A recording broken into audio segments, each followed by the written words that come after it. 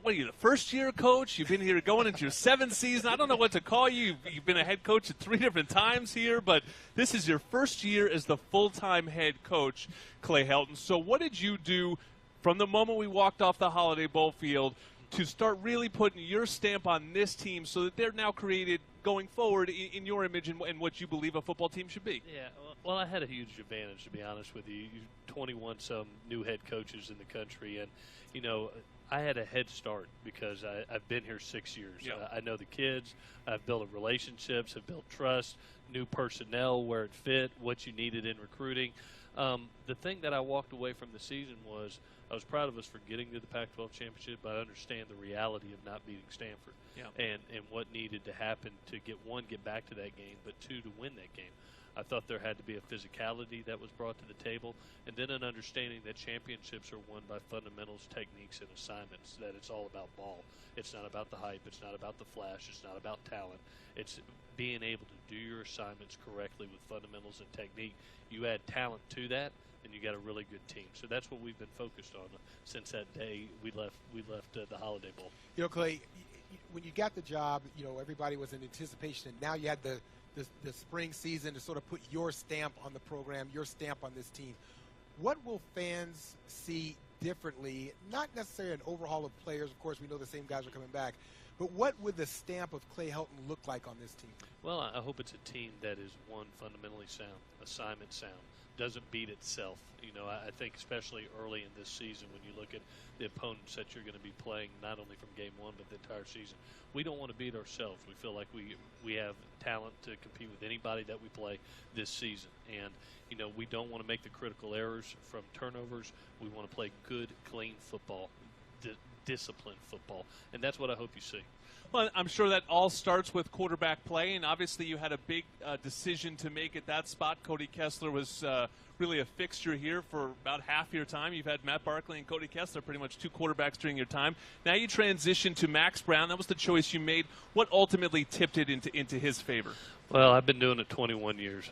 Probably the hardest decision I've ever had to make as a coach because you have 2 really talented guys that were playing at a high level. I had to make a full-speed decision, and I went with experience, a guy that had been in a college football game before, had showed poise in that. We're just very fortunate to have Max here and Sam here. 2 elite quarterbacks. Both are great throwers.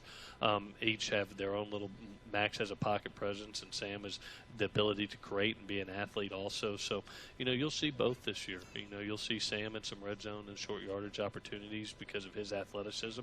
And then, hopefully the poise of a Max Brown and leadership of a Max Brown, getting the ball to the playmakers and making great decisions, not making the critical error. I hope that will lead us to a lot of wins.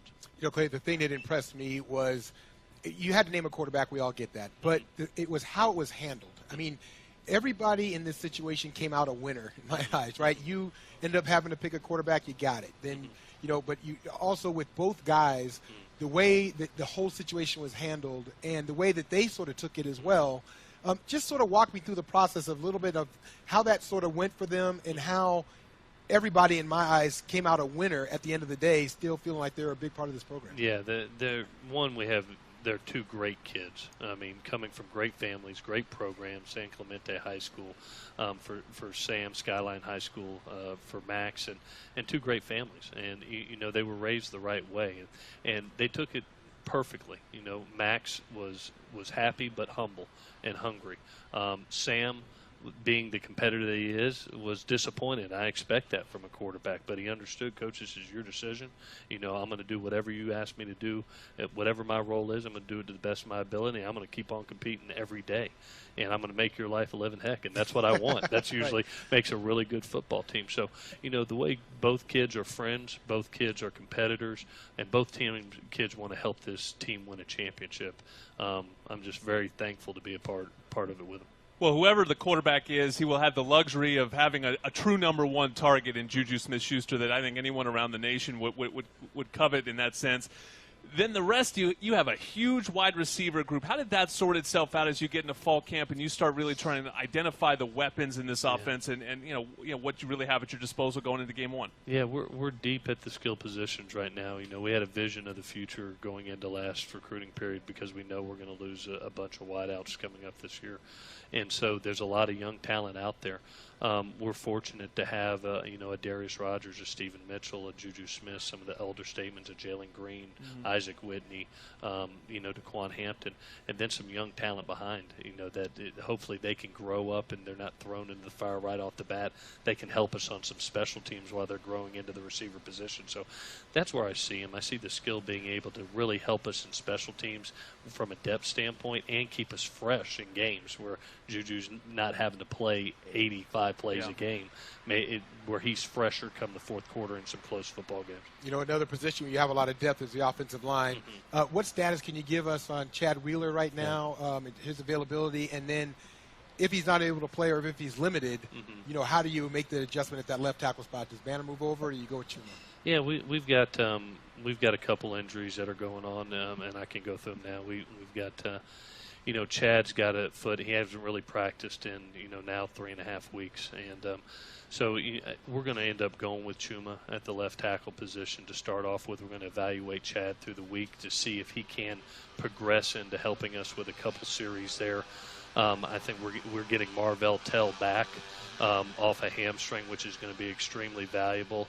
We're going to lose Osa Messina, a reserve linebacker, due to a violation of team rules. He's not going to travel with us. And then John Plattenberg from a concussion protocol will not play in the game. So we've got a couple that are coming back that are getting healthy and a couple that won't be with us.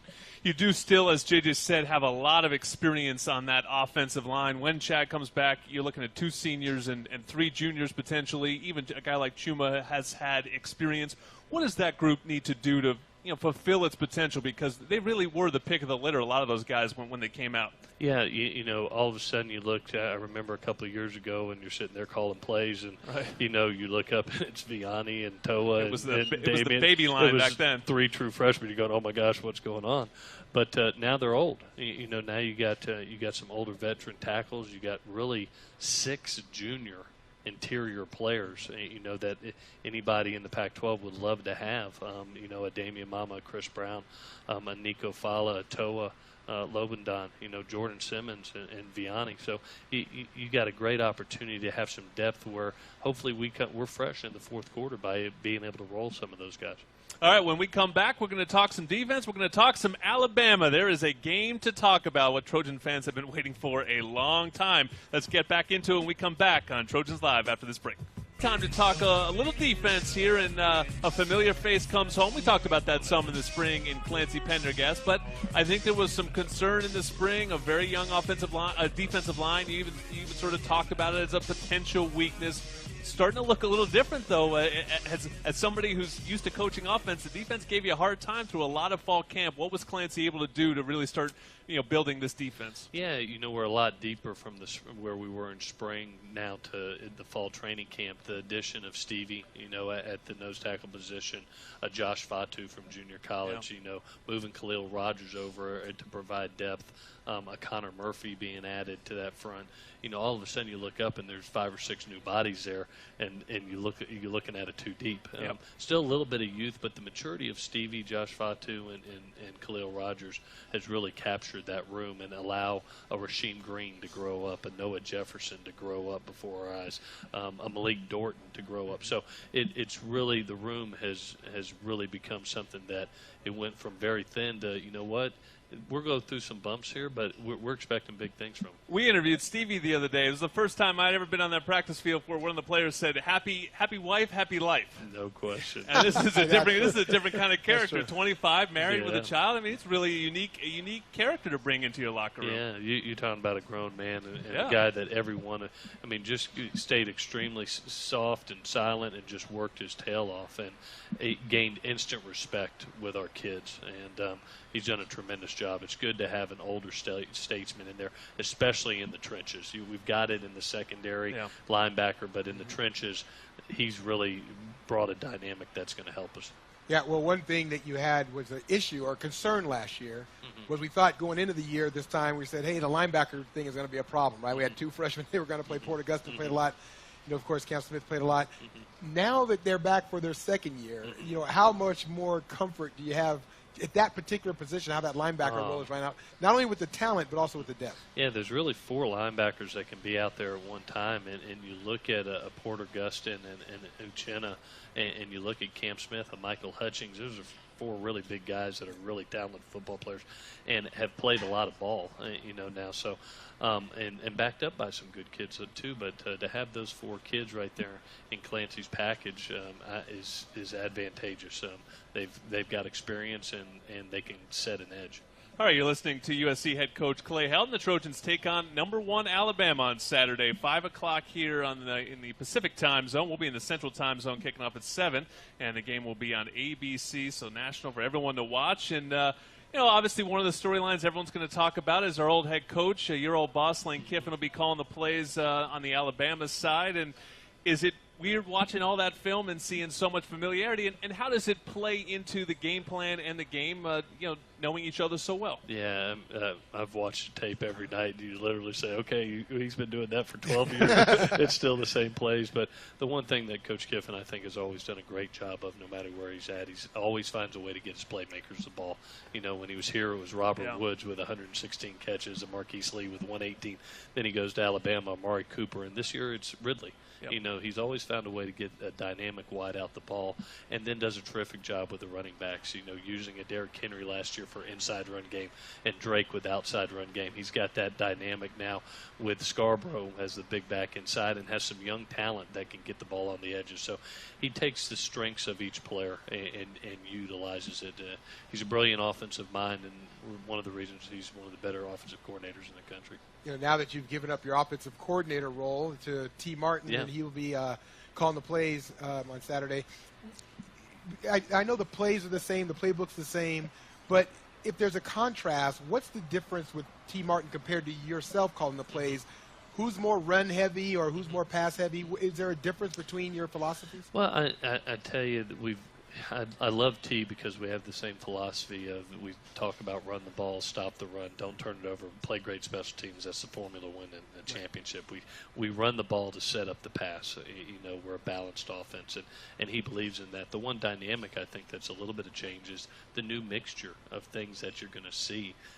One from the USC offense, but 2, having Neil Callaway and Tyson Helton come from Western Kentucky, their additions with the tight end, getting the ball to them, and then Tommy Robinson from Texas. Some of the things that they did has created a little bit of spark of some new ideas, and it really paid off for us in spring and fall. I'm looking forward to watching it Saturday. The things that you talked about at the top there, I know that you want them to be just the principles of your program in terms of running the ball and not turning it over and playing great special teams. Are they even particularly more important early on in the season and in a game like this? Do you anticipate it sort of playing out to be a kind of a cagey affair, and you don't want to be the team that blinks? Yeah, I'm going to go in, and I talked to the team today about walking in there aggressively and confident and going in knowing that you've trained for this moment. Alabama is the team that we're playing. Don't worry about the rest of the season. Worry about this game. Just like we did last year. Every game was a championship game. So we got the opportunity to play Alabama this game. And usually what happens when you get 2 good teams together, it's usually the bunch that beats themselves. The ones that turn it over or get penalties. So that's what I'm preaching to them. We need to play a really clean game against the #1 team in the country. You can't go out there, turn the ball over, get penalties, missed assignments, or you're going to get beat. And usually in these style of games early, it's not the guy that wins the game, it's the one that loses based on his mistakes. Another interesting thing you're doing for the team is that you're going to have Sam Cunningham come in and speak to the team. Yeah. You've done a lot of great things, ever since you've taken over the head coaching job, and this is sort of one of the obvious ones, right, because of what Sam has meant to this game. put into your words what you're expecting to hear from him because you know him so well. Well, I tell you, one, just being the legend and the man that he is. I mean, you walk in and it's instant respect. He treated the game with so much honor and still does. You know, to come out in the spring, in our spring camp and fall camp, and be able to sit down with some running backs and just be an older brother, a mentor. You know, just what a guy. Yeah. You know, we had our family dinner last week, and we actually had the Showtime video that we showed the team because, you know, these guys don't remember that, and they don't know the importance and the history behind the game and how it transformed the landscape of football. And now to be able to hear that from a living legend makes my hair stand up. I get goosebumps. So really, really cool thing. Last one, Coach. Are you ready? Are they ready? Do you feel like, I mean, everything's built? I mean, it's such a long build up to these first games, and even more when you're playing a big time game like this. Do you feel like everyone's ready? Your team is primed for this moment? Yeah, we've had a little bit of a jump start. To be honest with you, ever since May, them walking in there as units on their time off, doing lifts on their own, practices on their own. They know the importance. They got a little bit of chip on their shoulder, something to prove after the way the Pac-12 championship game ended. And, you know, to have the opportunity to prove who you are against the defending national champion, we're all really excited. I mean, I'll be honest, I wish we could get on the plane tomorrow. But we've got a couple days to, finalize some things and clean some things up, and then we look forward to going to play Alabama.